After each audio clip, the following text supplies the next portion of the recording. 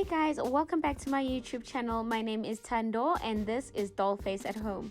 Today I'm going to be showing you how I turned this piece of modular furniture, which is originally meant to be a coffee table, into an end of bed trunk. And while we're at it guys, don't be like me, don't try to do dangerous things carefully and jigsaw or use any kind of heavy or powered tools without shoes on or protective gear. This was not a great idea, but there was not that much sawdust in the end, so I didn't get hurt, but I don't recommend it. Please do follow all your safety tips as much as you possibly can just to avoid any harm. And here I was assembling the modular piece itself. It wasn't such a difficult fix. It took me after I made a bit of a mistake, I had to take it apart again, but it took me like about say 20 minutes just to put everything together because I was working on my own and I was just trying to ledge everything in such a way that it doesn't keep falling apart. So I eventually got it right and then I could get started. I was a little bit delayed and I took my time with this project, so it was between a couple of days when I had assembled the piece and then laid the top part on it with some wood glue. Then I let it dry over a couple of nights and then I carried on with the DIY.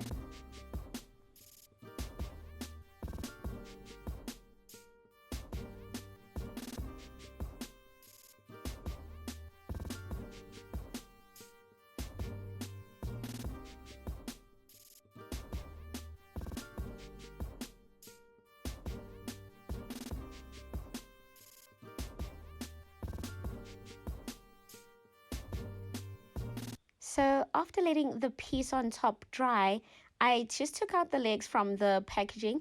I realized I'd actually given 5 legs and I was only going to need 4 for the function that I was going to use it for.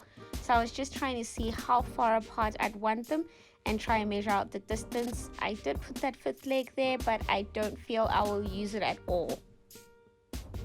Hey guys, I am at Leroy Merlin today, so oh, I didn't greet.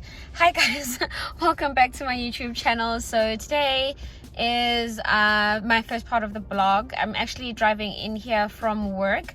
I need some supplies. I need paint, a white milk finish Rust-Oleum paint, or any paint that actually can do wood and other surfaces like that. And I need some brushes because the last time I was painting, I was a nonsense and I didn't use like paint thinners to clean off my brushes, so I had to throw everything away. I'm not gonna buy a tray. I'm just gonna use like an ice cream tub.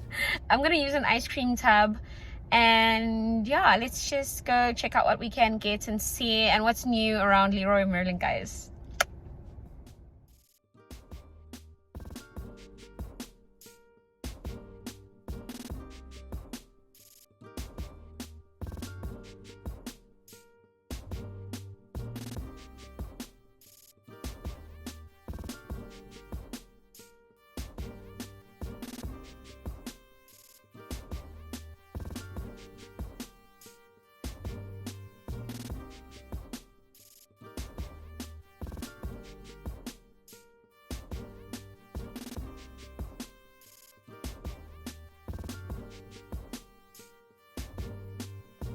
So guys, this is what DIYers get up to on their weeknights and Friday nights, as well as most of their weekends. I do enjoy doing all of this, so I don't really mind it taking up some of my time. And here I was just settling and attaching that piece that I'd glued on prior to this, and afterwards I'm just going to be measuring where I'd be putting on the hinges for the lid part of this DIY.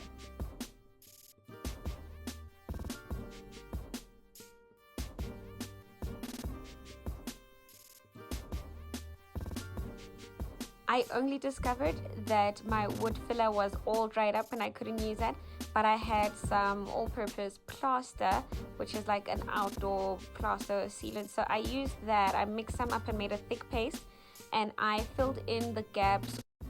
I allowed the plaster to dry overnight and then went over it with some sanding. The next day, I just tried to get as even and level a surface as I possibly could. if you look closely at the finished piece, it's not all that smooth, but it actually doesn't look horrible, and I love the kind of textured look that it does have and present as. So after plastering as well, I had to vacuum, and then that's where I could start off with the painting. I was a little bit worried, but then as soon as I started painting, was then sure that this would be minimal coverage, like maximal coverage but minimal layer paint type.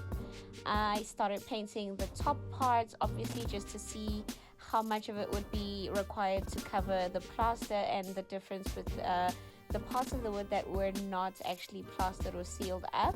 It wasn't all that much. I think I needed about 2 coats over there, and I was quite happy with that. So I carried on.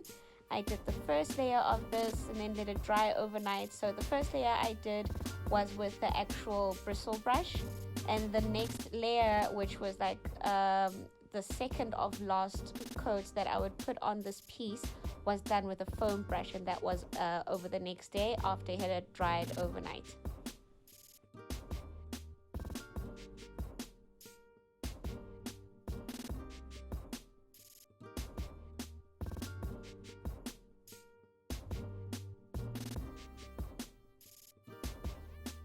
And guys, to be completely honest, the most difficult part about this DIY was the fact that I didn't have a stand to put this all on. So the bending actually had me feeling a bit sore the next couple of days. But yeah, that was about it. The rest of the DIY was actually quite nice. I really enjoyed myself, had a good experience with it, and I would definitely do this type of challenge again.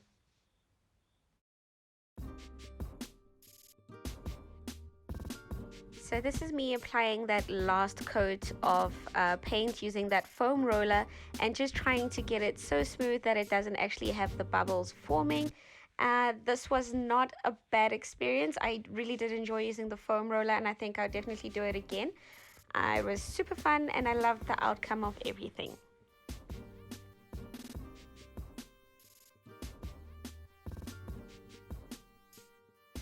And for that quick 360 view, just stay tuned and I'll show you in a little bit. So I only painted the lid on the inside. I have an idea of maybe putting in some wallpaper in there, but I'm not quite sure how I'm going to be maneuvering that, but we'll give it a try. I spray painted the legs gold. I had some spray paint left over, but I also wanted this look to be like just a sleek, minimalistic but classic look. So I wanted it to be gold and white and just clean lines all throughout. So this is what worked for me.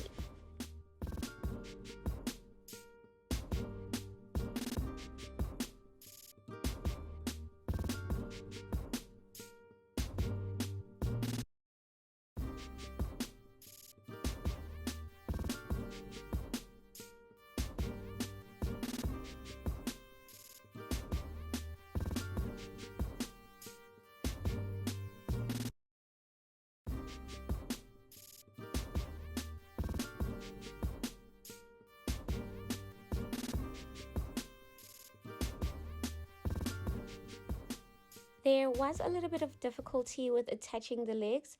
Measuring up was not a bad deal.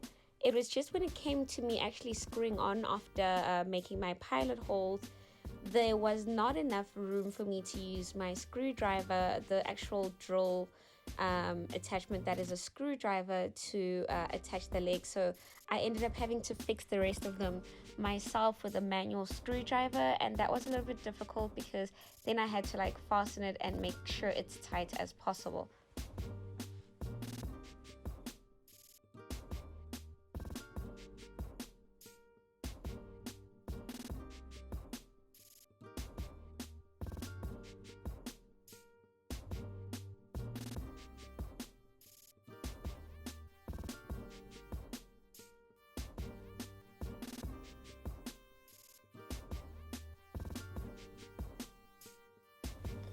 And we're finally at that last part, guys, where I was attaching the handle, which I bought from Galma stores for 26 Rand.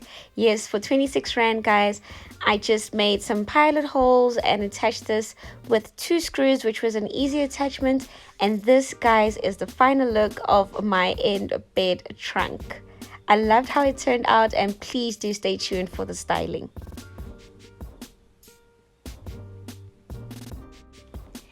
Thank you so much for watching, guys. This was the final product, and if you're not subscribed yet, please kindly do subscribe. Thanks again. Bye.